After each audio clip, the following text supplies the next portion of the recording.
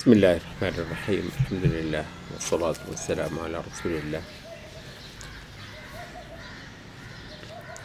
يا أيها الذين آمنوا كونوا قوامين بالقسط شهداء لله ولو على أنفسكم أو بالوالدين والأقربين. اے ایمان والو، بہت زیادہ انصاف کو لے کر کھڑا ہونے والے ہو جاؤ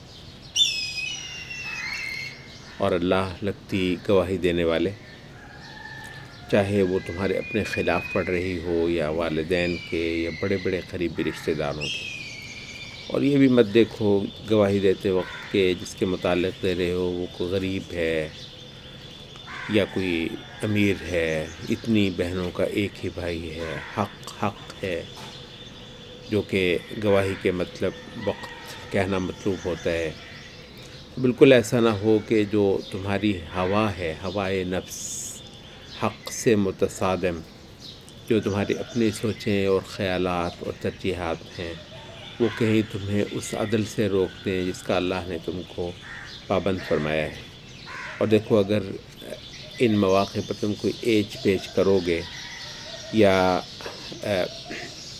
معاملے کو گول کرنے کی یا منہ موڑنے کی کوشش کرو گے تو اللہ تعالیٰ اس کی پوری خبر رکھنے والا ہے. انصاف، عدل مسلم معاشروں کا ایک بہت بڑا ترجیحات کا محور رہا ہے اور انبیاء کے پیروکاروں کی پہچان کا ایک بہت بڑا ذریعہ رہا ہے. اور یہ جو انصاف ہے، یہ خاص عدالتی معاملات میں نہیں، جو کو اپنی جگہ پہ بڑا اہم ہے. یہ جو ہے انصاف اور صحیح بات کو قبول کرنا، اور غلط بات کوئی بھی کرے چاہے اپنا، اس کو رد کرنا، اور صحیح بات کوئی بھی کرے چاہے پرایا، اس کو قبول کرنا. یہ ایک خاصیت اور ایک پہچان بنی رہی ہے علم کے مسائل کے اندر بھی، تحقیق اور ریسرچ کے مسئلوں کے اندر بھی، مناظروں کے معاملات کے اندر بھی، اور جماعتوں گروہوں کے جو باہمی اختلافات ہوتے ہیں اور نزاعات ہوتے ہیں، ان سارے کے سارے معاملات میں ایک خاصی بڑی مشکل گھاٹی ہے جس سے گزرنا ہمارے دین نے ہماری آزمائش بنا دی ہوئی ہے.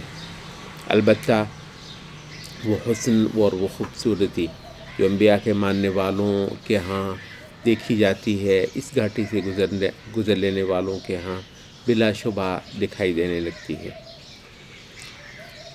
یا ایھا الذین آمنوا آمنوا باللہ ورسولہ، ایمان والو ایمان لے آؤ. سبحان اللہ. بعض نے کہا کہ یہ خاص منافقین یہاں پر مخاطب ہیں، لیکن صحیح تفسیر یہ ہے کہ اہل ایمان ہی کو اپنے ایمان کو مضبوط تر کرنے کی دعوت ہے.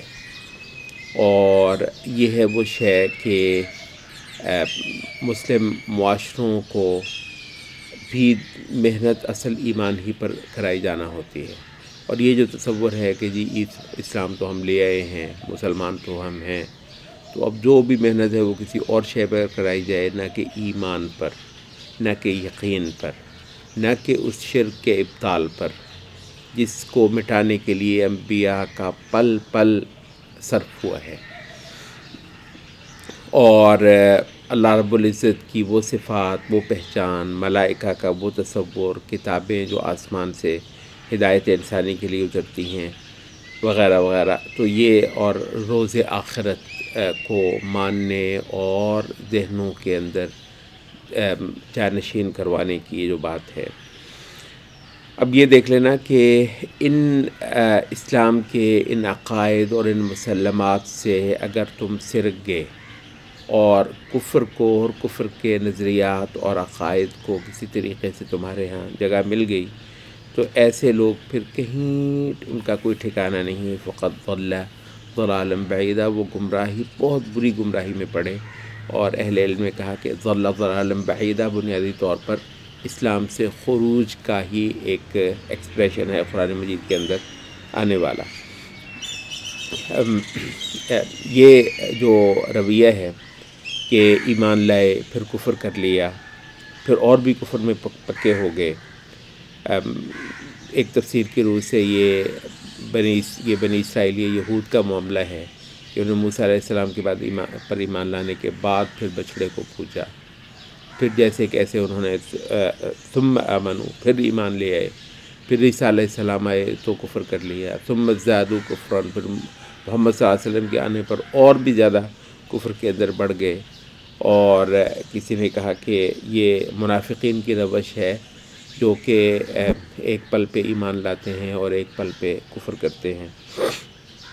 تو بہرحال ان کے بارے میں کہا ہے کہ لم یکن اللہ لیغفر لہم، پھر ایسوں کو اللہ کبھی بخشنے والا نہیں ہے، ولا لیہدیہم سبیلا، اور اللہ ان کو کوئی راستہ بھی ہدایت فرمانے والا نہیں ہے۔ ہدایت تو اللہ سے لینی تھی، تو اس کے لیے وہ جو ایک طلب ہے، وہ جو ایک انکساری ہے، اور وہ جو قصور اعتراف ہے، وہ انسان کا اصل سہارا ہے کہ اللہ رب العزت اس کا ہاتھ پکڑ کر اس کو چلاتا رہے۔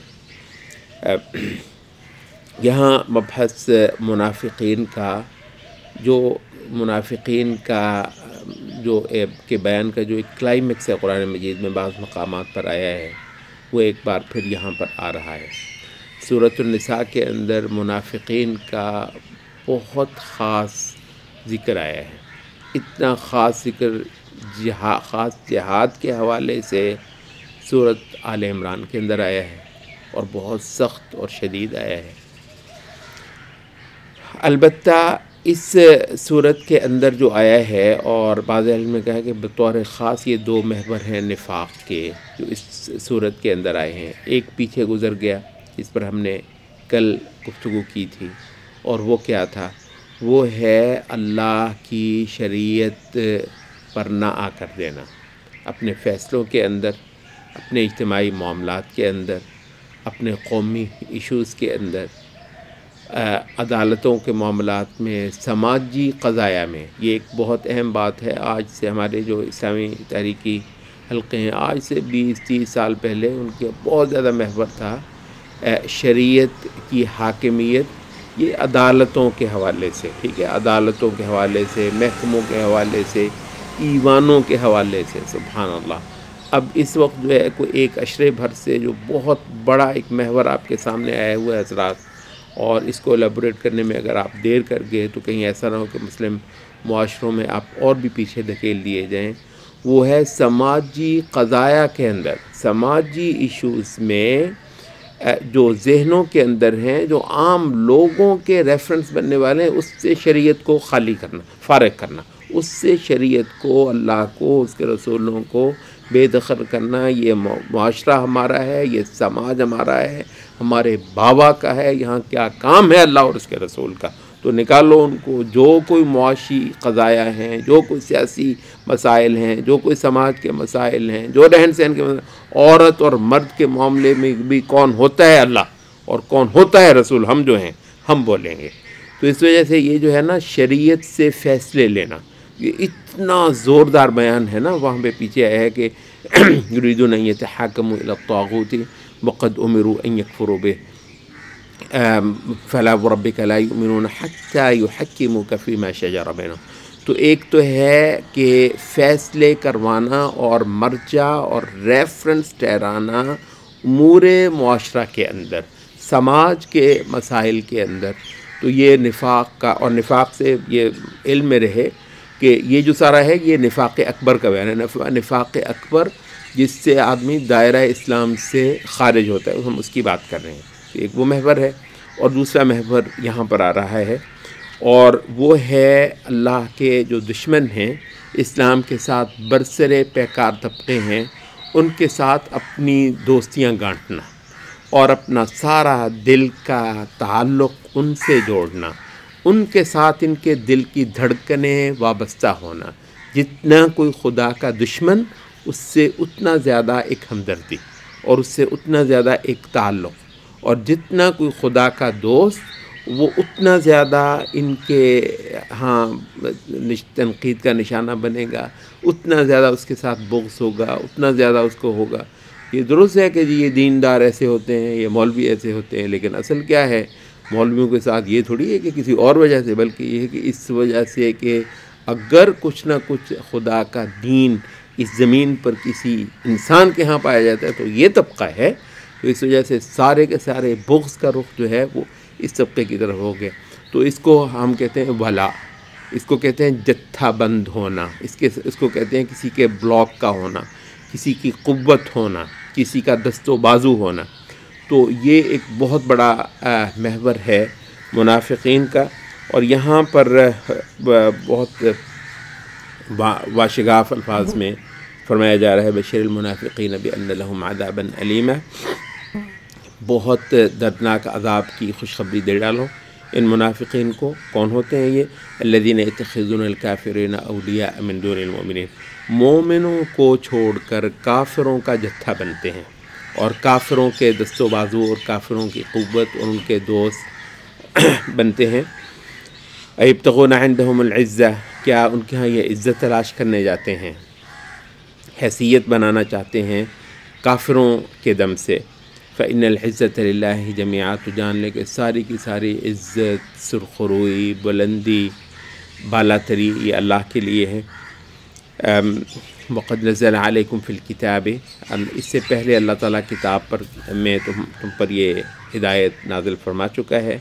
یہ بہت اہم بات ہے. ان اذا سمعتم آیات اللہ یکفر بها ویستہزأ بها، کہ جہاں کی جس مجلس میں تم سن لو کہ اللہ کی آیتوں کے ساتھ کفر بکا جا رہا ہے اور اس کا ٹھٹھا اور مذاق اڑایا جا رہا ہے خدا کی آیتوں کا، خدا کے احکامات کا، خدا کے قوانین کا، فلا تقعدوا معهم، ہرگز وہاں پر بیٹھے مت رہنا، حتی یخوضوا فی حدیث غیرہ، تا وقت کہ بات کا موضوع ہی کو اور نہ ہو جائے. اگر ایسا ہے انکم اذا مثلہم، تم بھی انہی جیسے ہو. ان اللہ جامع المنافقین والکافرین فی جہنم جميعا، اللہ دوزخ میں منافقوں اور کافروں کو ایک ہی جگہ اکٹھا کرنے والا ہے. یہ جو ہے یہ سلسلہ چلا جا رہا ہے، آگے بھی بات وہی ہو رہی ہے. ان المنافقین یخادعون اللہ، یہ ایسے کائیاں بنتے ہیں منافقین کہ ان کا خیال یہ ہے کہ خدا کو دھوکہ دیں گے، خدا کو دھوکہ دینے کی کوشش میں ہیں. البتہ اللہ تو بلا شبہ ان کو دھوکہ دے گا. علی وجہ الجزاء، اللہ رب العزت کے ہاں یہ تعبیر قرآن مجید میں استعمال ہوئی ہے.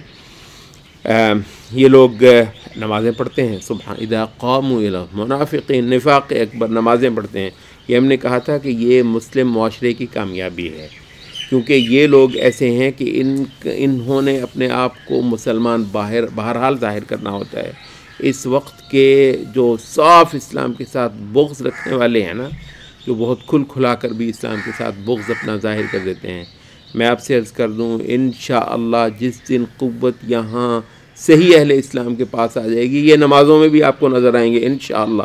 یہ سیدھا اللہ اور اس کے رسول کا بہت تذکرہ بھی کرتے ہوئے آپ کو نظر آئیں گے، کیونکہ مسلمان معاشروں کے اندر ہی کوئی حیثیت بنا کر باہر بھی ان کو کچھ گھاس ڈالی جاتی ہے. تو ان کی ساری اہمیت اس وجہ سے ہوتی ہے کہ مسلمان معاشروں میں ان کو کوئی حیثیت حاصل ہو. اور جس وقت مسلمان معاشرہ اپنی زیادہ سے زیادہ اصل بنیادوں پہ آتا ہے، اس وقت منافقین بھی بہت زیادہ نمازوں کو آتے ہیں. اور حتیٰ کہ جہاد وہ جو ان کے لیے مطلب سب سے بڑی تکلیف دہ چیز ہے، اس جہاد کے لیے بھی ان کو دکھاوے کے لیے کچھ نہ کچھ نکلنا پڑتا ہے. یہ بھی نکلیں گے، آج کے یہ جو اسلام سے سری بغض رکھنے والے یہ بھی کریں گے انشاءاللہ. یہ وقت کی بات ہے. جیسے ہی اہل دین کے پاس قوت آئے گی تم ان کو دیکھو گے یہ بھی سارا کچھ کریں گے. تو وہ تو ایک یہ وہ طبقہ ہے جن کو یہ کہا جائے نا کہ یہ کفر ہے تو اس سے ناراض ہو جاتے ہیں، جی ہم کو کافر کہا ہے، اچھا دل خراب ہو گیا. تو فرمایا کہ یہ نمازوں کے لیے آتے تو ہیں لیکن کسمساتے ہوئے اور محض انسانوں کے دکھاوے کے لیے، اور اس کے اندر جو واقعتاً اللہ کا ذکر ہوتا ہے وہ بہت کم ہوتا ہے. یہ مذبذبین ہیں، تذبذب کے اندر ہیں، نہ اس فریق کے ہیں نہ اس فریق کے ہیں. اس لحاظ سے سب سے زیادہ ذلت اگر اللہ نے اس جہان کے اندر رکھی ہے تو وہ یہ منافقین طبقہ ہے. آگے اہل ایمان کو بہت سری ہدایت فرمائی ہے منافقین کے اس رویے کے حوالے سے. ایھا الذین آمنوا لا تتخذوا الکافرین اولیاء، اہل ایمان والو کبھی ایسا مت کرنا کہ اہل ایمان کو چھوڑ کر کافروں کے دوست اور جتھا بنو. اور جو یہاں پر لفظ آ رہے ہیں وہ بہت قابل غور. اتریدون ان تجعلوا للہ علیکم سلطانا مبینا، تم اللہ رب العزت کو اپنے خلاف بہت بڑی دلیل فراہم کرنا چاہتے ہو. کافر کے ساتھ دوستی، اسلام کو مٹا دینے کے لیے جو طبقے ہیں ان کے ساتھ تمہاری محبتیں ہوں، تو کیا پھر اللہ تعالیٰ تم کو ذلیل رسوا کر دے اور تمہیں دنیا اور آخرت کے اندر دھتکار دے؟ کیا تم اللہ کو یہ ایسی کوئی وجہ فراہم کرنا چاہ رہے ہو؟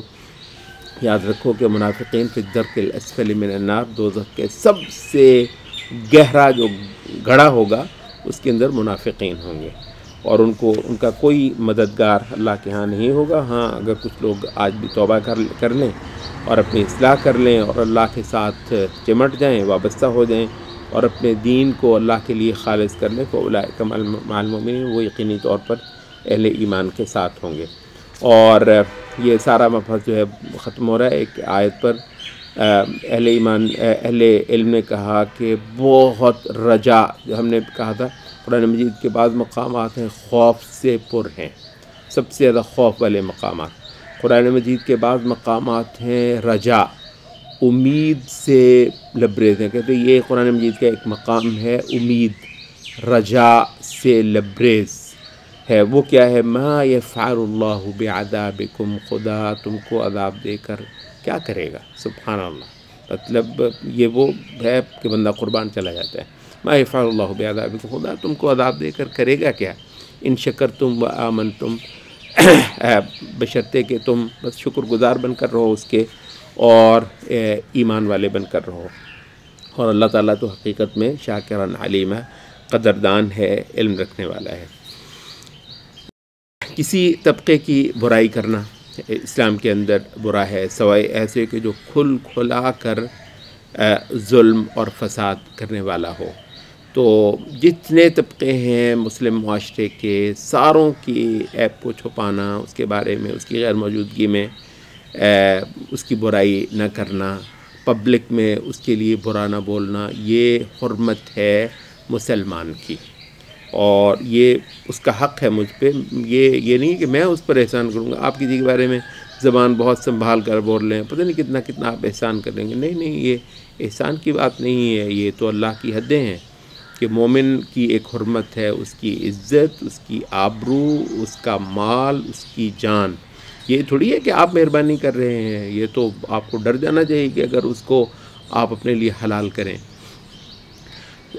البتہ اس حق سے جو لوگ محروم ہو جاتے ہیں معاشرے کے اندر، وہ ہیں جو کھلم کھلا ظلم کریں. الا من ظلم، جو مظلوم ہے اس کو البتہ حق دے دیا گیا ہے. یہ جو روش ہے، اہل تفسیر میں سے بعض نے کہا کہ اس کا اشارہ یہود کی طرف ہے یا اہل کتاب طبقوں کی طرف ہے. کسی نے کہا کہ یہ منافقین کی طرف ہے. وہ کیا ہے کہ خود ہی جو ہے نا پک اینڈ چوز کرنا، دین اسلام کے عقائد کے معاملے میں خود ہی پک اینڈ چوز کرنا. یکفرون باللہ ورسولہ، اللہ اور اس کے رسول کے ساتھ کفر کرتے ہیں. یریدون ان یفرقوا بین اللہ ورسولہ، اللہ اور اس کے رسولوں کے مابین فرق کرنا چاہتے ہیں. وَيَقُولُونَ نُؤْمِنُ بِبَعْضٍ وَنَكْفُرُ بِبَعْضٍ، کہتے ہیں کچھ کو مانیں گے کچھ کو نہیں مانیں گے. وَيُرِيدُونَ أَن يَتَّخِذُوا بَيْنَ ذَلِكَ سَبِيلًا، اور بیچ کا ایک راستہ جو ہے وہ نکالنا چاہ رہے ہیں. أُولَٰئِكَ هُمُ الْكَافِرُونَ حَقًّا، صحیح کافر دیکھنا چاہتے ہو تو وہ یہی ہوتے ہیں. اور فرمایا وَالَّذِينَ آمَنُوا بِاللَّهِ وَرَسُولِهِ وَلَمْ يُفَرِّقُوا بَيْنَ أَحَدٍ مِّنْهُمْ، وہ لوگ جو اللہ اور اس کے رسولوں پر ایمان لائیں اور پھر اس کے رسولوں میں سے کسی میں کوئی فرق نہ کریں. اولئک سوف یؤتیہم اجورہم، وہ ہے جن کو اللہ کے ہاں اجر ملنے والا ہے. انبیاء جس شے کو لے کر آئے ہیں اس پر اعتراضات اور خلقت کو اس کے حوالے سے مشکوک کرنا، یہ کفار میں سے خصوصی طور پر اہل کتاب اور پھر ان کے سے متاثر ہونے والے جو مسلمان تو انبیاء کے وہاں آئی ہوئی جو شے ہے اس کو سب سے بڑی نعمت اور قدر کی نگاہ سے جاننا، یہ ایمان ہے. اور اس کو مشکوک ٹھہرانا اور اس کے اس کو جو ہے وہ کوئی شے نہ ماننا، تو کیونکہ اس کی بے حد و حساب تعظیم ہونی ہوتی ہے، اس کی قدر کو گرانے کے لیے اہل کتاب بہت کچھ کرتے تھے، تو اس کی طرف اشارہ ہے یسألک اہل الکتاب ان تنزل علیہم کتابا من السماء، کہہ رہے ہیں کہ لکھی لکھائی ایک کتاب جو ہے وہ اتار کے دکھانا۔ بات تو یہ ہے، اشارہ ہے کہ جیسے موسیٰ علیہ السلام پر آسمان سے ہی لکھی ہوئی تختیاں جو ہیں وہ اتری تھیں، ایسی تو کچھ ہے تمہارے اوپر اتری ہی نہیں ہے۔ فقد سألوا موسیٰ اکبر من ذلک، تو وہ جو موسیٰ علیہ السلام وہ لا کر دیا تھا ان سے راضی ہو گئے تھے، ان سے کہنے لگے تو اللہ کو لے آ، اللہ کو ہمیں دکھا لا کر ہمارے سامنے ہماری آنکھوں سے۔ پھر یہ بچڑے کو پوجنے لگے، وہ آخر انہوں نے توبہ کی تو معاف کر دیا۔ اور روش ان کی یہ تھی کہ طور پہاڑ کو اٹھا کر ہم نے ان سے وہ معاہدہ لیا، اور ان کو ایک شہر فتح ہوا، وہاں پہ کہا کہ سجدہ ریز ہو کر سر جھکا کر تم نے انکساری ظاہر کر کے خدا کے بندے جو ہوتے ہیں وہ بن کر تم نے گزرنا ہے۔ اور ہم نے ان کو انہوں نے جو سبت کی جو حرمت تھی وہ بھی پامال کی، جس سے ان کو روکا تھا۔ تو ایسے بہت سارے جو انہوں نے غدر کیے اور عہد شکنی کی اللہ رب العزت کے ساتھ، کسی اور کے ساتھ نہیں، اللہ کے انبیاء کے ساتھ، آسمانی عہد کی ناشکری۔ اس وقت کی آسمانی امت ہم ہیں، اور اپنے معاشروں کے اندر خدا کے احکام اور خدا کے آئین اور خدا کی حدوں کی جو حیثیت ہے اس پر بہت سارا غور و فکر کی ضرورت ہے۔ تو یہ جو عہد شکنی خدا کے ساتھ ہوتی ہے اور خدا کی شریعت کے ساتھ ہوتی ہے، یہ اس کی پاداش بہت بڑی ہے۔ تو کہا کہ انہوں نے جو بار بار عہد شکنی کرتے رہے، خدا کے نبیوں کو قتل کرنے تک چلے جاتے رہے، اور حق کو قبول کرنے ساتھ صاف کہتے رہے کہ ہمارے تو دل ہی بند ہیں، اور پھر بہت بڑا بڑا کفر بکنا، ان کا بہتان بکنا مریم علیہ السلام پر، اور پھر یہ دھڑلے سے کہنا کہ ہم نے مسیح کو قتل کر ڈالا ہے، حالانکہ اللہ فرما رہا ہے کہ انہوں نے نہ تو وہ مسیح علیہ السلام کو قتل کر پائے، نہ سولی دے پائے، بلکہ ان کے لیے اشتباہ پیدا ہو گیا تھا، بلکہ اللہ تعالیٰ نے ان کو آسمان پر اٹھا لیا تھا۔ اور عیسیٰ علیہ السلام کی وفات سے پہلے کوئی اہل کتاب ایسا نہیں رہے گا جو ان پر ایمان نہ لے آئے۔ یہ جو حضرات مسلمانوں میں سے رفع عیسیٰ کے قائل نہیں ہے کہ عیسیٰ علیہ السلام جو ہے وہ کہ اٹھا نہیں لیے گئے، اور جن کا کہنا ہے کہ عیسیٰ علیہ السلام کا جو ہے وہ دوبارہ آسمان سے اتر کر واپس آنا اور اپنے مشن کو جو ہے نبی صلی اللہ علیہ وسلم کی امت کے ساتھ مل کر پورا کرنا، تو جن کا یہ عقیدہ وہ ان سے کبھی پوچھیے گا یہ جو مقام ہے قرآن مجید کا، پھر اس کی تفسیر کرتے ہوئے بڑے بڑے لطیفے کرتے ہیں۔ وَإِن مِّنْ أَهْلِ الْكِتَابِ إِلَّا لَيُؤْمِنَنَّ بِهِ قَبْلَ مَوْتِهِ، کہ عیسیٰ علیہ السلام کی موت سے پہلے کوئی اہل کتاب ایسا نہیں رہے گا جو ان پر ایمان نہ لے، یعنی یا تو وہ قتل ہو چکے ہوں گے یا پھر وہ عیسیٰ علیہ السلام پر ایمان ہی لے کر آئیں گے۔ تو ایسے بہت سارے جو جرائم یہ کرتے رہے، اس کی بنیاد پر ہم نے ان کو ازراہ سزا بہت سارے حلال جو امور تھے وہ ان پر حرام کر دیے تھے، اور ہاں ان کا ایک مزید جرم ان کا سود لینا، جبکہ ان سے ان کو روکا گیا تھا، اور لوگوں کے اموال باطل طریقے سے کھانا۔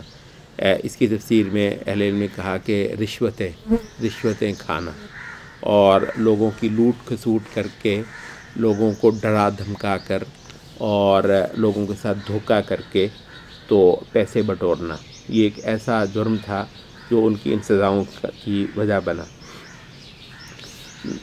اب مزید جو چل رہا ہے وہ یہ ہے کہ اِنَّا أَوْحَيْنَا إِلَيْكَ كَمَا أَوْحَيْنَا إِلَىٰ نُوحٍ، دیکھو یہ جو ہے نا ان کا مطالبہ کہ جی کو اس طرح کتاب اتارو جیسے لکھی ہوئی تختیاں آسمان سے اتر آئی تھی موسیٰ علیہ السلام پر، وہ ہو تو ہم ایمان لائیں۔ نہیں اے نبی، آپ پر بالکل ویسے ہی وحی کی ہے ہم نے، جیسے نوح علیہ السلام پر کی تھی، جیسے ابراہیم، تو یہ تھوڑی ہے کہ موسیٰ علیہ السلام کو چلیں تختیاں لکھی ملی تو جتنے انبیاء تھے وہ ساروں کو یہی تھا۔ موسیٰ کو دیے ہم نے، ابراہیم کو، اسماعیل، اسحاق، یعقوب ان کے جو خانوادوں کے جو انبیاء ہیں، عیسیٰ، ایوب، یونس، ہارون، سلیمان، اور آتینا داود زبورا، خود داود علیہ السلام بہت بڑی ہستی ہیں، خود ان کے ہیں یہاں مانی جانے والی، تو ان کو جو زبور بھی لیے وہ بھی اس طرح تھوڑی تھی، وہ بھی ایسے ہی تھی۔ اور رسول بہت سارے جن کا ہم نے تجھ کو قصہ سنایا ہے، اور بہت سارے جن کا تذکرہ ہم نے تم سے نہیں بھی کیا۔ موسیٰ علیہ السلام سے اللہ رب العزت نے کلام بھی فرمایا کہ یہ ایک سلسلہ ہے رسولوں کا جو بشارتیں لے کر آتے رہے اور ڈراوے آسمان کے لے کر آتے رہے، اور یہ سلسلہ کس لیے ہے؟ رسولوں کے آ جانے کے بعد اس زمین کا اور اہل زمین کا اور ان معاشروں کا سٹیٹس بالکل اور ہے۔ رسالتیں نہ ہی ہوتی تو یہاں کے سٹیٹس اور ہوتے، یہ رسالتیں آ چکی تو ان کے سٹیٹس اور ہیں کہ اللہ یکون للناس علی اللہ حجۃ بعد الرسل، تاکہ پھر اللہ کے ہاں لوگوں کے پاس کہنے کے لیے کوئی بات نہ رہ جائے۔ بہت بڑی لرزا دینے والی بات ہے، کوئی حجت اللہ کے ہاں پیش کرنے کے لیے باقی نہ رہ جائے رسولوں کے اس سلسلے کے پورا ہو جانے کے بعد۔ اور اللہ بڑی قوت والا ہے اور بہت حکمت والا ہے۔ تو جو لوگ اس کے باوجود کفر کرتے ہیں اور ظلم کرتے ہیں، تو ایسے لوگوں کو پھر اللہ تعالیٰ معاف نہیں کرنے کا ہے، اور نہ ہی ان کو کوئی راستہ ہدایت فرمانے والا ہے۔ یہاں اہل کتاب کو ایک خطاب ہے، اور یہ خطاب خصوصی طور پر اس کا اشارہ یہ نصارہ کی طرف ہے۔ لا تغلوا فی دینکم ولا تقولوا علی اللہ، اپنے دین کے اندر غلو مت کرو۔ ظاہر ہے کہ رسولوں کی تعظیم ایک بہت بڑا ایمان کا عمل ہے، رسولوں کی تعظیم، رسولوں پر قربان واری صدقے جانا، اور اللہ کے بعد اگر کوئی ہے تو وہ اللہ کے رسول ہوتے ہیں۔ لیکن اسی عمل کے اندر ہیں تو البتہ اللہ کے عبد۔ اب عبدیت کا معنی جیسے ہی روپوش ہوا تو رسول بھی اٹھتا اور حوالوں سے خدا کے ساتھ جا ملنے لگا ذہنوں کے اندر، اور یہاں سے بہت بڑا ایک باطل عقیدہ حتیٰ کہ کسی پوائنٹ پر پہنچ کر شرک جو ہے وہ ہونے لگا۔ اور یہ وجہ ہے کہ رسول اللہ صلی اللہ علیہ وسلم نے خاص طور پر اپنی امت کو تنبیہ فرمائی کہ دیکھنا میرے بارے میں غلو مت کرنا۔ فرمایا کہ اپنے دین کے اندر ولا تقولوا علی اللہ، اللہ پر وہی بات بولو جو بالکل حق ہے۔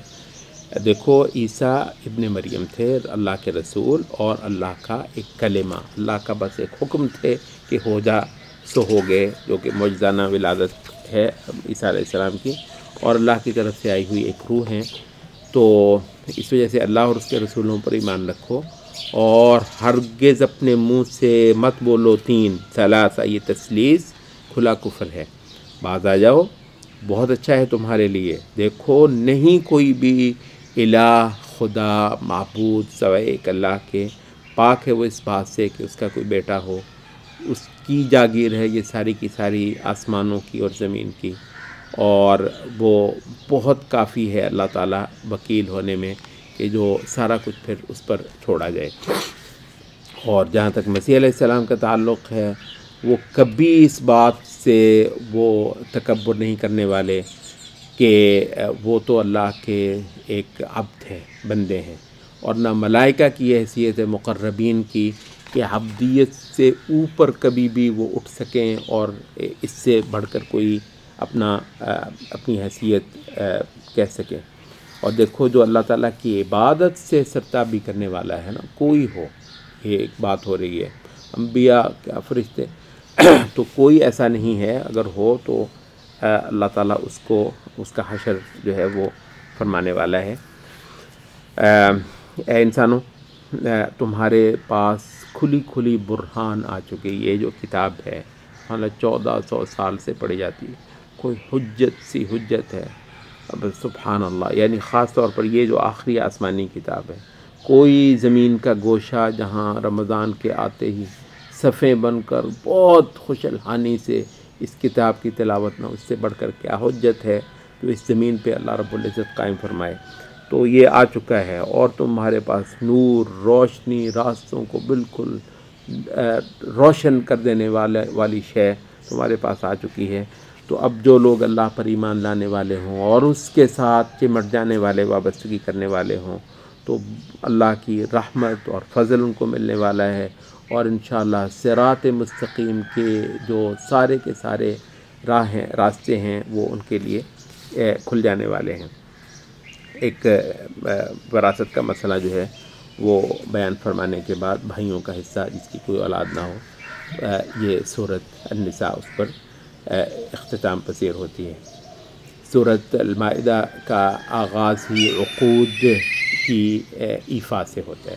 عقود، معاہدے، پابندیاں، جو کہ آسمانی بھی ہیں، اور سب سے پہلے تو آسمان کی پابندیاں ہیں، اور اس کے بعد جو انسان اپنی مرضی اور صلاح سے انسانوں کے ساتھ کر لیں، وہ سارے کی ساری جو شے طے ہو جائیں تو پھر ان کی پابندی ہونی ہے۔ اس کے بعد اللہ کے شعائر کی تعظیم کرنا، شعائر کی پامالی سے بچو اے مسلمانوں۔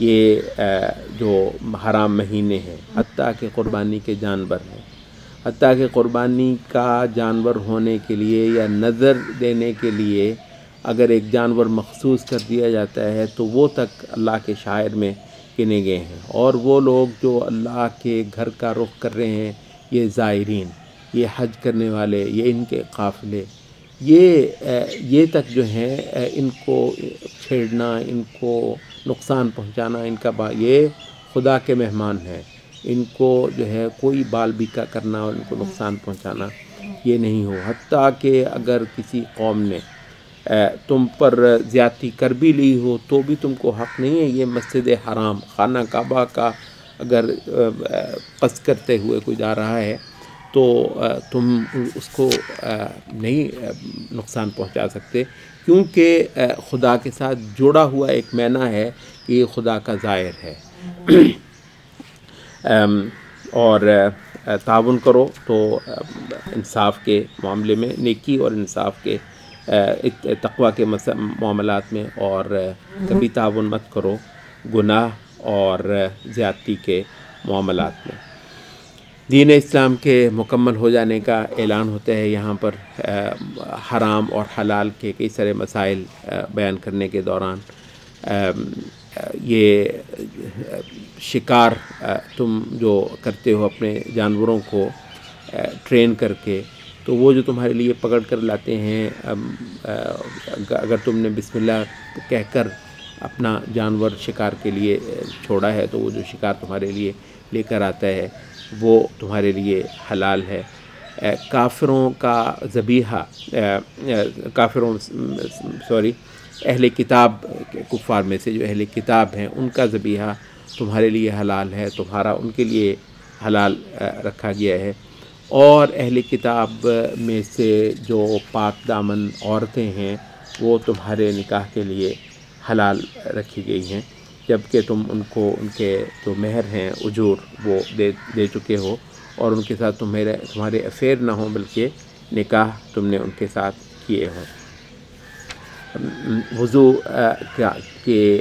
کا پورا طریقہ یہاں پر بیان ہوا ہے، اور پانی کی غیر موجودگی میں یا بیماری کی صورت میں تیمم کا طریقہ بیان ہوا ہے۔ اور اس کے بعد پھر یا ایھا الذین آمنوا کونوا قوامین للہ، اے ایمان والو انصاف کو لے کر کھڑے ہونے والے اور اللہ کے لیے گواہ بننے والے، خدا لگتی شہادتیں گواہیاں دینے والے بن کر تم رہو۔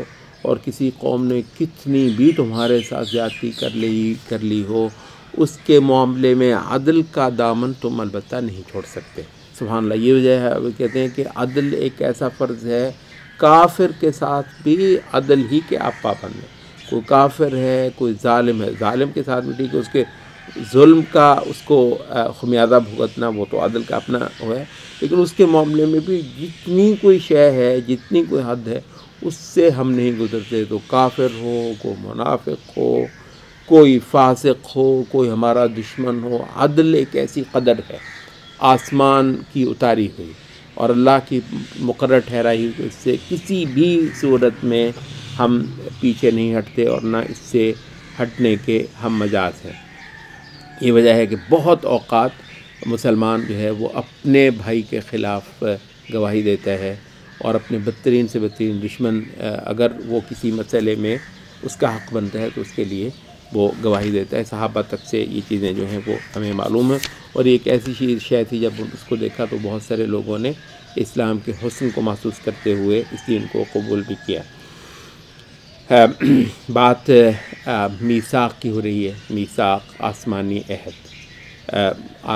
آپ آسمانی امت ہوتے ہیں آسمانی عہد کو قبول کر کے، جس کے بعد آپ کے کچھ خصوصی حقوق بن جاتے ہیں خدا کے ہاں، اور کچھ خصوصی فرائض آپ کے بن جاتے ہیں، اور آپ دنیا کی عام قوموں، عام امتوں سے بالکل ایک مختلف ایک شے ہوتی ہے۔ ایک بنیادی سبق آج کے اس دور میں، یہاں جہاں قوموں کی دوڑ ہے، ہر قوم یہاں بطور قوم اپنی پہچان کروانا چاہتی ہے، اور وہی چیز جپنا چاہتی ہے جو دنیا کا ہر ملک جپ رہا ہے۔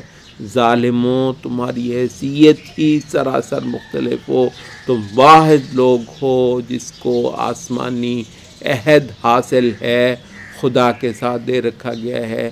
بے شک تم بہت سارا کچھ، تمہاری رال بہتی ہو ان چیزوں پہ جو اللہ نے دوسری قوموں کو دی ہیں، تمہیں جو اللہ نے دی ہے وہ ہے ہدایت، وہ ہے آسمان کے ساتھ ایک رشتہ اور ایک تعلق، کہ اللہ اگر اس زمین پہ کسی سے راضی واقعتاً ہو سکتا ہے تو وہ تم لوگ ہو، اور خدا کی محبت اور خدا کی تعظیم اگر کسی کے پاس مل سکتی ہے، خدا کا نام اور خدا کا پتہ اگر کسی کے یہاں مل سکتا ہے تو وہ ظالموں تم ہو۔ تو یہ ہے عہد آسمانی، اس سے بڑی نعمت اور نچھاور ہو جانے کے لیے اور فدا قربان ہو جانے کے لیے اس سے بڑی کوئی شے نہیں ہے۔ بھاڑ میں گئی ترقی، اور بھاڑ میں گئی مصنوعات، اور بھاڑ میں گئی وہ سارا کچھ آتا ہے ساتھ اس کے، لیکن جو آسمانی عہد ہے، تو یہ جو عہد آسمانی ہے یہ ہم نے بنی اسرائیل کے ساتھ وابستہ کیا تھا۔ ان میں سے 12 نقیب ہم نے کھڑے کیے، اور اللہ تعالیٰ نے ان کو یقین دلایا تھا کہ دیکھو میں تمہارے ساتھ ہوں، اگر تمہارے ہاں نماز کی اقامت ہوتی رہی اور زکوٰۃ ادا کی جاتی رہی، اور رسولوں پر تمہارا ایمان بھی ہوا، اور رسولوں کی تم نے ہاتھ بھی مضبوط کیے، اور اللہ تعالیٰ کو تم اگر قرض حسن دیتے رہے تو تمہارے گناہ معاف ہوتے رہیں گے، اور دنیا میں اور آخرت میں جو ہے وہ تمہیں جنتوں کے اندر داخلہ ملے گا۔ البتہ جو اس سے کفر کر جائے تو وہ بالکل راہ بھٹک جائے گا اور اللہ سے دور ہو جائے گا۔ لیکن ہوا کیا کہ انہوں نے جب اپنے عہد کو توڑ دیا تو ہم نے ان پر لعنت کر دی۔ یہ سنایا جا رہا ہے اس قرآن پڑھنے والی امت کو، جب انہوں نے اپنے عہد کو توڑا تو ہم نے ان پر لعنت کر دی اور ان کے دلوں کو سخت کر دیا۔ یہ وہ لوگ تھے کہ جو اللہ کے کلام کو، کلمات کو ان کی جگہوں سے پھیرتے تھے۔ یحرفون الکلم عن مواضعہ، اللہ کے کلمات کو ان کی جگہ پہ نہ رہنے دینا۔ کہتے ہیں یا تو لفظاً ان کی جگہ پہ نہ رہ دینا، بدل دینا، تحریف لفظی، یا معنی لفظ تو وہی رکھے لیکن اس کے اندر میں نے بدل لیے، تو میں نے وہ نہیں جو کہ اول معلوم اور واضح کروائے گئے تھے۔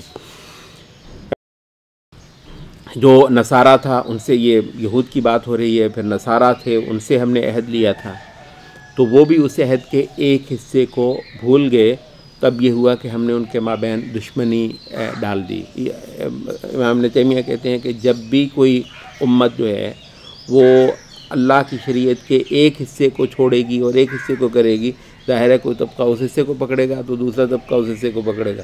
ماشاءاللہ دونوں فرقوں کے پاس کچھ نہ کچھ حق ہی ہے، وہ بھی حق کی بات کر رہا ہے، وہ بھی حق کی بات کر رہا ہے، لیکن یہ حق ایک دوسرے کے ساتھ اب لڑ رہا ہے، تو حق کے نام پر لڑائیاں ہوں گی۔ تو فرمایا کہ جب انہوں نے اس کے ایک حصے کو بھلا دیا تو ہم نے ان کے مابین فرقہ بندی، ٹولہ بندی، عداوت اور بغضاء ایسی پیدا کی جو قیامت تک ختم ہونے والی نہیں ہے، اور آخرت میں بھی ان کی اس سے برے عمل کا اللہ تعالیٰ ان کو خبر دینے والا ہے۔ اہل کتاب اچھی طرح جان لو، تمہارے پاس رسول آ چکا، جو تم بہت کچھ آج تک چھپاتے رہے تھے اس کو بیان فرمانے والا ہے، اور یہ اللہ کی طرف سے ایک نور ہے اور کتاب مبین ہے۔ اس کے ذریعے سے اللہ تعالیٰ ایسے لوگوں کو ہدایت فرمانے والا ہے رہتی دنیا تک جو سبل السلام، جو سلامتی کے راستوں کی تلاش میں ہیں، اور ان کو اللہ تعالیٰ انشاءاللہ قیامت تک اس کتاب کے دم سے انسانوں کو ظلمتوں سے اور تاریکیوں سے نکال کر روشنی میں لاتا رہے گا، اور ان کو صراط مستقیم کی ہدایت فرماتا رہے گا۔ وہ نصارہ جن لوگوں نے یہ کہا کہ مسیح ابن مریم جو ہیں وہ اللہ ہی مسیح ابن مریم ہے، اس کے اندر حلول کر گیا ہے، یہ کافر ہیں، کفر انہوں نے کیا ہے۔ کہہ دو کہ کون ہے جو پھر اللہ کو روک سکے اگر وہ کبھی فیصلہ کر لے کہ مسیح کو بھی وہ تباہ کر دے اور اس کی ماں کو بھی اور پورے روئے زمین کو بھی۔ مسیح اللہ کی بہت مقرب ہستی ہیں، لیکن یہ بات کرنے کا ایک اسلوب ہوتا ہے کہ اگر بات ہے خدائی کی تو پھر کوئی حیثیت نہیں ہے مسیح کی اور نہ کسی اور کی۔ مسیح کی کل حیثیت ہے تو وہ اس کی عبدیت کے دم سے ہے، اور سب کچھ بادشاہی اللہ کی آسمانوں پر اور زمین پر جو چاہے وہ پیدا کر دے، اگرچہ مسیح کیوں نہ ہو اور اس کی معجزانہ پیدائش کیوں نہ ہو۔ اللہ تعالیٰ ہر چیز پر کامل قدرت رکھنے والا ہے۔ یہود اور نصارہ ایک عرصہ تھا، کچھ نہ کچھ حیثیت تھی ان کی آسمان سے وابستگی کی وجہ سے، تو اس سے کوئی ایسا زوم پیدا کر لیے، کہنے لگے کہ ہم تو خدا کے چہیتے ہوتے ہیں اور ہم تو خدا کے بیٹے ہوتے ہیں۔ کہو کہ پھر اللہ تعالیٰ تمہیں عذاب کیوں دیتا ہے، جوتے کیوں مرواتا ہے اگر تم خدا کے کوئی ایسے ہی چہتے ہو۔ یہ موضوع وہی چل رہا ہے عبدیت کا، یعنی اللہ کی قربت تو ایک بہت مزیدار چیز ہے، اور خدا کی محبت حاصل ہونا تو ایک بہت اعلیٰ چیز ہے۔ البتہ یہ کبھی نظروں سے اوجھل نہ رہے کہ یہ کل تعلق عبدیت کا ہے۔ اللہ بہت بڑا ہے، اللہ بہت عظیم ہے، اللہ بہت اونچی شان والا ہے، تو اس سے پیار اور محبت کے اندر بھی حدود سے تجاوز نہیں ہو سکتا ہے۔ اول و آخر تمہارا سارا رشتہ وابستگی، حتیٰ کہ اس کی محبت کو آواز دینے والی جو کچھ ہے تمہارے پاس ہے، وہ تمہاری عبدیت اور بندگی اور اس کی جاگیر ہونا، بچ جانا، مٹ جانا اس کی عظمت میں، یہ ہے تمہاری جو اصل چیز ہے۔ اہل کتاب کو پھر دوبارہ کہا جا رہا ہے، یہ ہم بھی قرآن مجید کے ان مقامات کو اس وجہ سے ایلیبوریٹ کر رہے ہیں کہ قرآن مجید نے اپنے اتر آنے کے بعد پھر رسالت محمدی کو نہ ماننے والوں کا جو سٹیٹس رکھا ہوا ہے وہ تاکہ ذہنوں کے اندر ہو جائے، اور یہ جو ایک انٹرفیتھ ہارمنی کی جو ایک تحریک چل رہی ہے، اور مٹی ڈالو مذاہب کا ایک دوسرے کو مذاہب ایک دوسرے کے بارے میں بس غلط فہمیاں ہی رکھتے چلے آ رہے ہیں، اور یہ غلط فہمیاں اب یہ غلط فہمیاں دور ہو جانی چاہیے۔ کیا مطلب ہے اب یہ غلط فہمیاں ہیں وہ دور ہو جائیں؟ یہ ہے رسول اللہ صلی اللہ علیہ وسلم، ان کو یہ ہے قرآن مجید، ان کو یا اہل کتاب آ چکے ہیں، رسول تشریف لا چکے ہیں، یبین لکم علی فترۃ من الرسول، ایک بڑا عرصہ جب جہان میں رسالتیں نہیں رہی تھی، اس ایک لمبے عرصے کے بعد یہ رسول تشریف لا چکا ہے تمہارے پاس۔ خبردار ان تقولوا ما جاءنا من بشیر ولا نذیر، یہ کہہ دو ہمارے پاس تو کوئی ایک بشیر اور نذیر آیا ہی نہیں تھا۔ فقد جاءکم بشیر و نذیر، دیکھو آ چکا تمہارے پاس ایک بشیر اور نذیر اللہ کے پاس سے، اور اللہ تعالیٰ اپنی کامل قدرت رکھنے والا ہے۔ اس کے بعد موسیٰ علیہ السلام کا اپنی قوم کو یاد دلانا کہ دیکھو تمہارے اللہ نے تم پر بہت نعمتیں فرمائی تھیں، تمہارے اندر اتنے انبیاء اس نے پیدا کیے اور تم کو بادشاہتیں دیں، اور ایسا کچھ دیا جو کسی کو اللہ تعالیٰ نے نہیں دیا۔ تو اس وجہ سے اے میری قوم، تم یہ جو ارض مقدسہ ہے، یہ جس کو ہم بیت المقدس کہتے ہیں، یروشلم اسے کہتے ہیں، تو اس کے اندر داخل ہو جاؤ، اور اب تم اپنی ایڑیوں پہ مت پھرنا، بہت بڑا گھاٹا کھا لو گے۔ تو جہاد کی ایک دعوت تھی کہ جہاد کرو اور بیت المقدس کو لے لو۔ تو انہوں نے کہا کہ وہاں پر تو ایک بہت زوراور قوم ہے، اور اگر وہاں پر وہ ہوتے ہیں پھر تو ہم وہاں پر نہیں جانے کے۔ موسیٰ علیہ السلام تفاسیر میں تھا، موسیٰ علیہ السلام نے کچھ لوگوں کو بھیجا حالات کا جائزہ لے کر آئیں اور اپنی رپورٹ دیں، تو سبھی کا جو ہے وہ دم نکلا ہوا تھا سوائے ان میں سے 2 آدمیوں کے، جو کہ ایمان کی نظر سے، حوصلے اور جرت کی نظر سے دیکھ کر آئے تھے۔ تو انہوں نے کہا کہ تم انشاءاللہ داخل ہو جاؤ. یہ جیسے ہی تم ان کے دروازوں سے داخل ہوئے تو میدان تمہارا رہے گا, اللہ پر توکل کرو اگر تم مومن ہو. اس کے باوجود انہوں نے کہا کہ موسیٰ تو جا اور تیرا رب جائے, تم دونوں جا کر لڑو, ہم تو یہاں پر بیٹھے ہیں اور یہیں پر رہیں گے. تب موسیٰ علیہ السلام نے بے بس ہو کر, انہوں نے بے بس کر دیا. یہ ہے وہ مقام جہاں پہ ہم کہتے ہیں کہ ٹھیک ہے جی آپ کا بحران قیادت نہ ہونے کا ہے, قیادت موسیٰ علیہ السلام سے بڑھ کر قیادت, سبحان اللہ. موسیٰ علیہ السلام ایسی ہستی بھی آ جائے, پیچھے چلنے والے, نکمے, بزدل اور بے ایمان ہوں اور ان کو معلوم ہی نہ ہو کہ اللہ رب العزت کی شریعت کو کیسے لے کر کھڑا ہوا جاتا ہے, تو موسیٰ علیہ السلام ایسی ہستی کو بھی یہ بے بس کر سکتے ہیں. تو موسیٰ علیہ السلام نے کہا خدایا میرے پاس میں کچھ نہیں رکھتا اب اس معاملے میں سوائے اپنی آپ کے اور اپنے بھائی کے, تو ہمیں ہمارے اور ان فاسقوں کے مابین اللہ تو جدائی ڈال دے. تو اللہ تعالیٰ نے فرمایا کہ اب 40 سال تک ان پر یہ شہر لینا حرام رہے گا اور یہ زمین میں آوارہ گردی کرتے پھریں گے, در در کی ٹھوکریں کھائیں گے, اور بالکل دل برا مت کرنا ان فاسقوں کے اوپر. تو 40 سال تک, اور اس 40 سال کے عرصے میں موسیٰ علیہ السلام, ہارون علیہ السلام دونوں دنیا سے رخصت ہو گئے. اور یہ جو بیت المقدس ہے, بیت المقدس کی حیثیت موسیٰ علیہ السلام کے لیے اور موسیٰ علیہ السلام کے جو ساتھی تھے ان کے لیے تقریباً وہی تھی جو کہ محمد صلی اللہ علیہ وسلم اور آپ کے صحابہ کے لیے مکہ اور خانہ کعبہ کی تھی. تو اللہ نے وہ فضل کیا کہ رسول اللہ صلی اللہ علیہ وسلم اپنے رب کی مدد سے اور ایدک بنصرہ وبالمؤمنین, صحابہ پہ کیوں ہم فدا ہوتے ہیں کہ لاج رکھی تھی انہوں نے اپنے نبی کی اور اپنی جانیں لڑائیں. تو یہ صحاب اپنے اصحاب کی تلواروں کے ذریعے سے 10,000 تلواریں جو کہ مکہ میں جو ہیں وہ اتریں, اور خانہ کعبہ جو ہے وہ بتوں سے پاک ہو گیا. رسول اللہ صلی اللہ علیہ وسلم وہاں پر توحید کے ڈنکے بجا کر تو تشریف لے کر گئے ہیں. تو البتہ موسیٰ علیہ السلام کا یہ قصہ صحابہ کو اسی وجہ سے سنایا گیا کہ جس سے صحابہ نے سبق لیا اور بہت عظیم جہاد کیا 8 سال تک, جس کا پھر کلائمیکس یہ تھا کہ اللہ نے مکہ مکرمہ دے دیا. اس کے بعد آدم علیہ السلام کے 2 بیٹوں کا قصہ سنایا گیا ہے کہ اصل تو حق کے لیے تلواریں نکل آنا جو کہ موسیٰ علیہ السلام کی رسالت سے لے کر ایک اللہ تعالیٰ کی ایک سنت کے لیے وہ ایک اور بات ہے. البتہ جہاں تک یہ ہے کہ سرکشی, ظلم, کسی کی جان لینا, حتیٰ کہ کوئی جان لینے کے درپے ہے, تو جو نبی صلی اللہ علیہ وسلم نے فرمایا کن عبد اللہ المقتول ولا تکن عبد اللہ القاتل, اللہ کا وہ بندہ بن جانا جو قتل ہو جاتا ہے, اللہ کا وہ بندہ مت بننا جو قتل کر دیتا ہے. تو اس حوالے سے یہ ہے کہ 2 بیٹے آدم علیہ السلام کے, دونوں نے قربانی پیش کی, ایک کی قبول ہو گئی, ایک کی قبول نہ ہوئی. اہل تفسیر نے کہا کہ مسئلہ جو ہے وہ کوئی بیاہ کا تھا جن میں اختلاف ہوا, تو دونوں نے کہا کہ دیکھتے ہیں کس کو اللہ شرف بخشتا ہے کہ اس کی قربانی قبول کرے.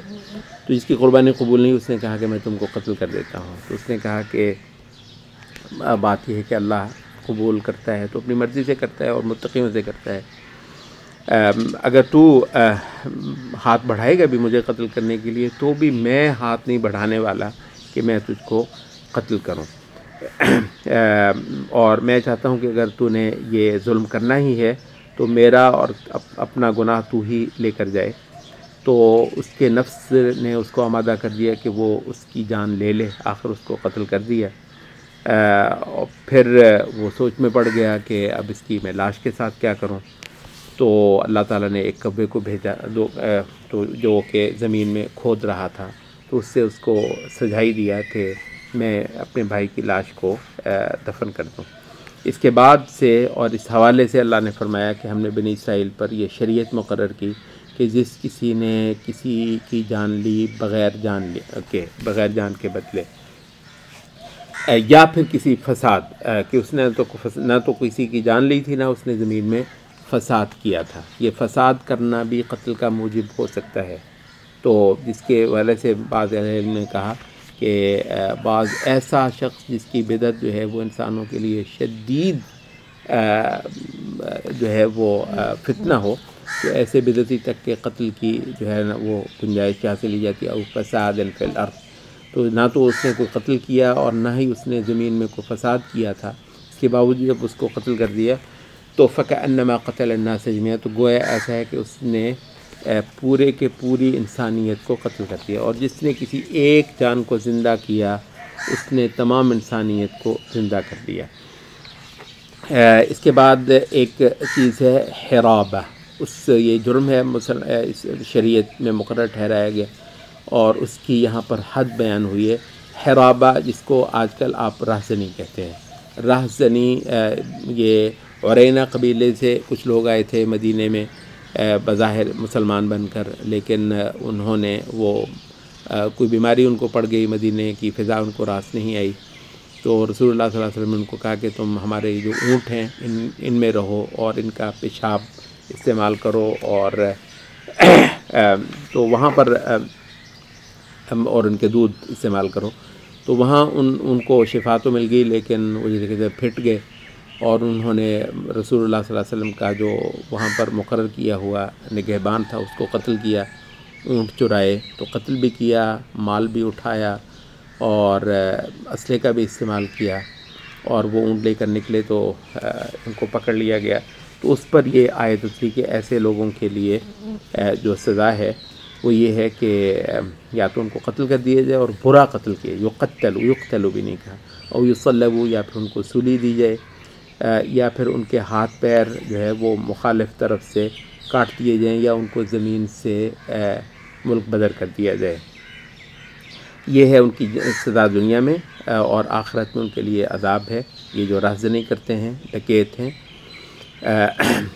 سوائے ان میں سے ان لوگوں، یہ سزا البتہ ان لوگوں سے ٹل جائے گی جو تائب ہو جائیں اس سے پہلے کہ تم ان کو قابو کر لو، تمہارے قابو میں آنے سے پہلے اگر توبہ کر لیں تو پھر ان کی یہ سزا نہیں ہے۔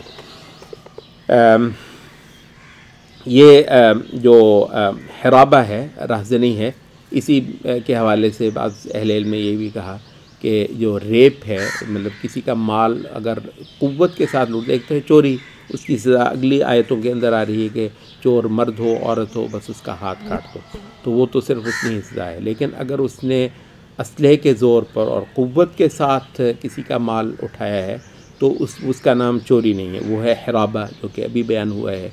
تو یہ کوئی متفق علیہ نہیں ہے، لیکن یہ کہ علماء کی ایک تعداد نے کہا کہ یہ جو ریپ ہے، عورت کی عصمت دری جس میں آپ قوت استعمال کرتے ہیں، تو اگر کچھ مال کسی کا جو ہے وہ لینا زور کے بل پر، راہزنی جو ہے وہ حرابہ ہے، اور اس کی سزا قتل بھی ہے، سولی بھی ہے، اور اعضاء کو ایک طرف کا بازو کاٹ دیا تو اور ایک طرف کا پیر کاٹا، یہ سزا ہے شریعت نے رکھی ہوئی۔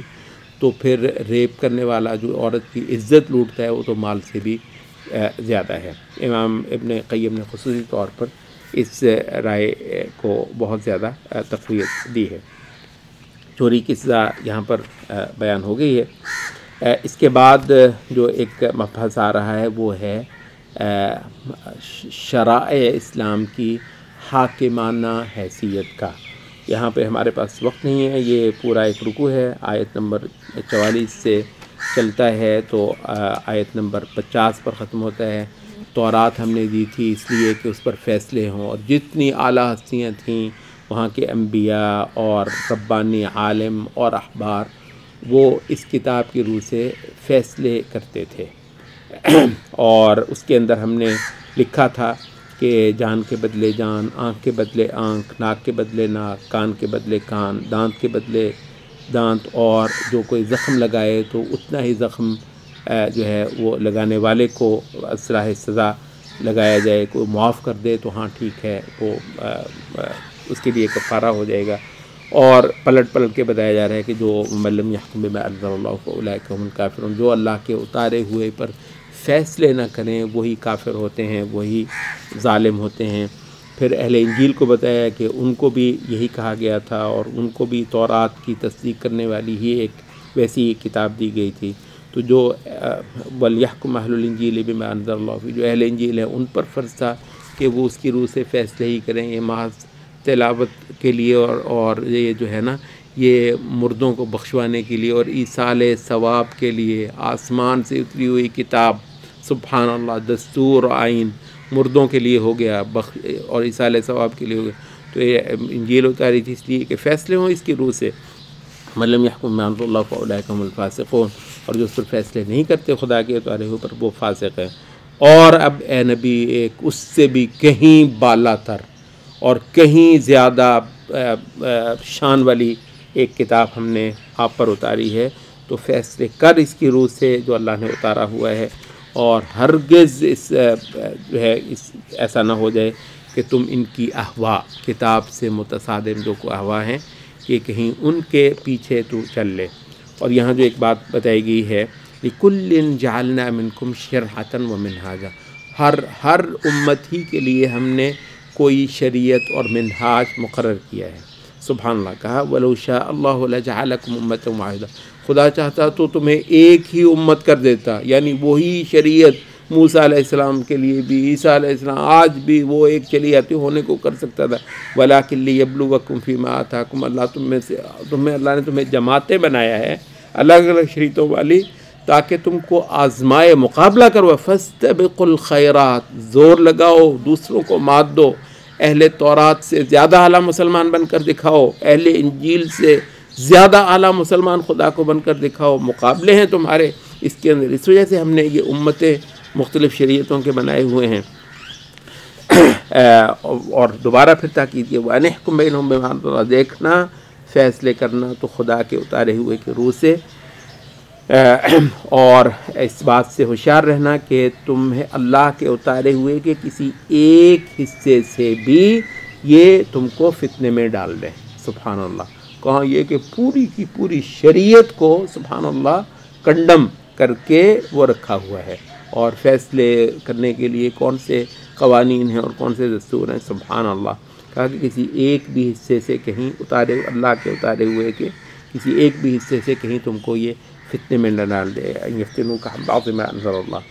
اور اگر یہ اس سے پھرتے ہیں تو یہ جان لے کہ اللہ تعالیٰ ان کے بعض گناہوں کی وجہ سے ان کو یہ سزا دینے والا ہے. اور فرمایا افحکم الجاہلیت یبغون، یہ ہے اس آئین کی حیثیت جو خدا کا اتارا ہوا نہیں ہے، اور اس سے افحکم اس کا نام ہے حکم جاہلیت. ٹھیک ہے، جاہلیت کا دستور چاہتے ہیں یہ. تو پھر اللہ سے اعلیٰ کون ہے فیصلہ دینے میں، قانون دینے میں، آئین دینے میں؟ ایسے لوگوں کے لیے جو یقین رکھنے والے ہوں. تو اب ہم نے جیسے کہا تھا کہ سورۃ نساء کے اندر بھی یہ دو محور بیان ہوئے تھے،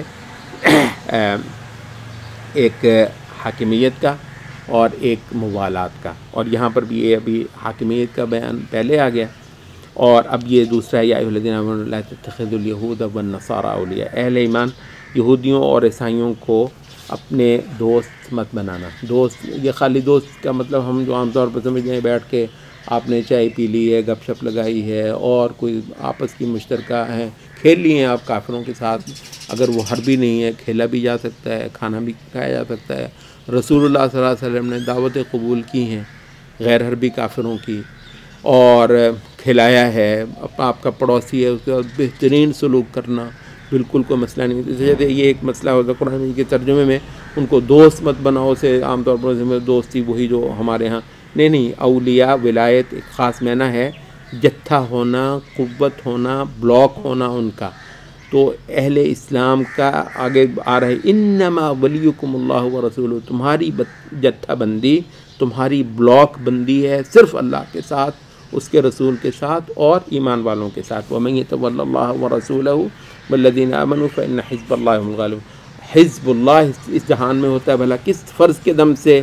جتھا بندی کے دم سے. مسلمانوں پر مل کر قوت بننا، ایک دوسرے کی ہاتھ مضبوط کرنا کفر کے خلاف اور کافروں کے خلاف، نہ کہ کافروں کے ساتھ جتھا بندی ہو جانا جس سے مسلمانوں کا نقصان ہوتی ہے. اللہ نے فرض رکھا ہے، اور اسی فریضے کے بدولت جہان کے اندر حزب اللہ ہوتا ہے. فإن حزب اللہ هم الغالبون. اور یاد رکھو جب حزب اللہ وجود میں ہوتا ہے تو پھر وہی غالب ہوتا ہے۔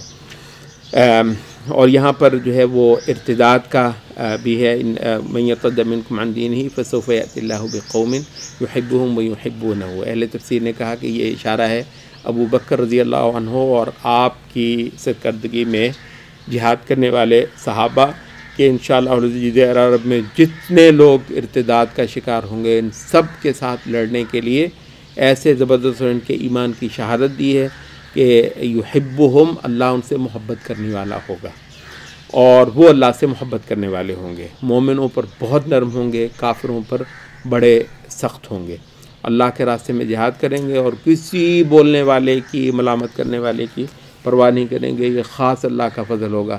البتہ یہ ابو بکر رضی اللہ عنہ کی سنت انشاءاللہ العزیز قیامت تک کے لیے باقی ہے کہ جس زمانے میں بھی ارتداد کا عمل ہوگا اس زمانے میں ایسے بے لاگ لوگ میدان میں ہوں گے، اتریں گے انشاءاللہ العزیز کہ جن کو کسی کی پرواہ، سب سے بڑھ کر یہ ہے کہ تانوں سے ان کا آپ حشر کر دیں۔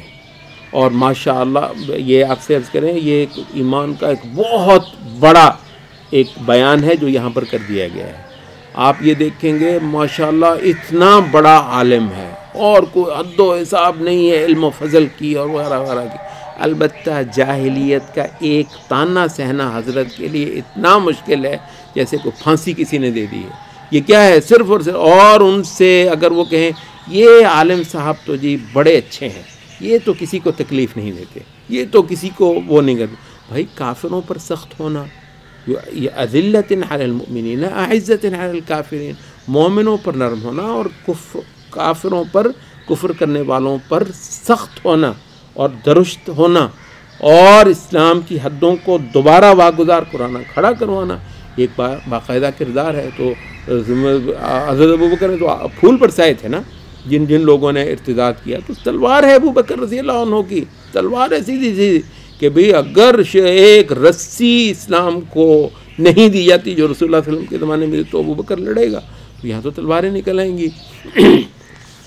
تو یہ ہے کہ لا یخافون لومۃ لائم، کسی ملامت کرنے والے کی ملامت، میں آپ سے عرض کروں ایک بہت بڑا ٹیسٹ ہوگا فتنوں کے ایام میں، کون ہے جو آدمی یہ جو ہے نا وہ تانوں کے آگے ہار دینے والا ہے، اور کون ہے جس کو تاننے اور اس کے جو ہے نا وہ نام طرح طرح کے رکھنے اور ان کو القابات دینا، یہ تو نام رکھ کر اور ان کو جو ہے نا لیبلنگ کر کے مار دیتے ہیں۔ تو ان ساری چیزوں کو بڑی آسانی قبول کرنا کہ اگر انبیاء کو جو ہے وہ مجنون کہا گیا ہے اور پتہ نہیں کیا کچھ کہا گیا ہے، تو ہمارے لیے تو بہت ہی اعلیٰ بات ہے نا کہ انبیاء سے کچھ نسبت ہم کو بھی اس زمانے میں حاصل ہو جب جہان کے اندر کفر جو ہے وہ اپنے تیر و تفنگ کے ساتھ اور اپنے سارے پریس کے ساتھ اور اپنے میڈیا کے ساتھ اور ساری زبانوں کو جو ہے نا اپنے قبضے میں لے کر اپنا رنگ جمانے کے لیے نکلا ہو، اور اس وقت جو ہے نا ہم صرف اچھا جو ہے کہلائے جانے کے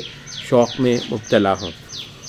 تو دوبارہ جو ہے وہ یا الذین آمنوا اتخذوا الذین اتخذوا دینکم حزوا ولعبا من الذین اوتوا الکتاب من قبلکم والکفار اولیاء، کافروں کو دین کے ساتھ ٹھٹھا مذاق کرنے والوں کو اپنا دوست بنانا۔ حقیقت یہ ہے کہ یہ مسلمانوں میں بھی، کیونکہ اس وقت جو ہے وہ اسلام کی قوت تقریباً ناپید ہے، اس وجہ سے جگہ جگہ اسلام پر ٹھٹھا، اسلام کی شریعت پر ٹھٹھا کرنے والے، اور ان کے لیے بھی جو ہے نا وہ یہ ہے کہ جی یہ کسی طریقے سے ان کے ساتھ ہماری جو ہے نا وہ ایک دوستی قائم رہے۔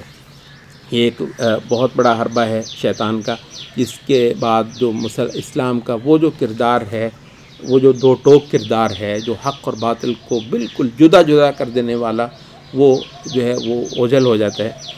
تو اس وجہ سے اس فریضے کو، حق گوئی کا یہ فریضہ اور دین کے لیے بے لاگ ہو جانا اور بہت زیادہ جو ہے وہ جب ضرورت ہو سختی کی، شدت کی، تو اس شدت تک چلا جانا، اور نرمی ہے البتہ اطاعت کرنے والوں کے لیے اسلام کو جو ہے وہ کرنا۔ اور یہاں پر ہم یہ کہتے ہیں کہ جتنے لوگ کسی غلط فہمی کا شکار ہیں، ظاہر ہے کہ میڈیا اللہ کے دشمنوں کے پاس ہے، تو جتنے لوگ جو ہیں کسی غلط فہمی کا شکار ہیں یا بدعملی کا شکار ہیں یا سستی کا شکار ہیں، یہ ہمارا سختی کا روئے سخن ان کی طرف نہیں ہے۔ ہمارا سختی کا روئے سخن اگر ہے تو وہ جن کے ہاں کسی نہ کسی درجے میں دین اسلام کی عظمتیں اور حرمتیں جو ہیں وہ ان کے ہاں کوئی حیثیت نہیں رکھتی ہیں. البتہ ایسے لوگوں کے لیے ہمارے پاس کوئی نرمی نہیں ہے اور نہ ہونی چاہیے. یہاں جو ہے یہ چھٹا پارہ چند مباحث ابھی باقی ہیں، لیکن وقت کے اختصار کے لیے ہم یہاں پر مختصر کرتے ہیں. کل انشاءاللہ ساتھ میں اس پارے پہ بات ہوگی. سبحانک اللہ.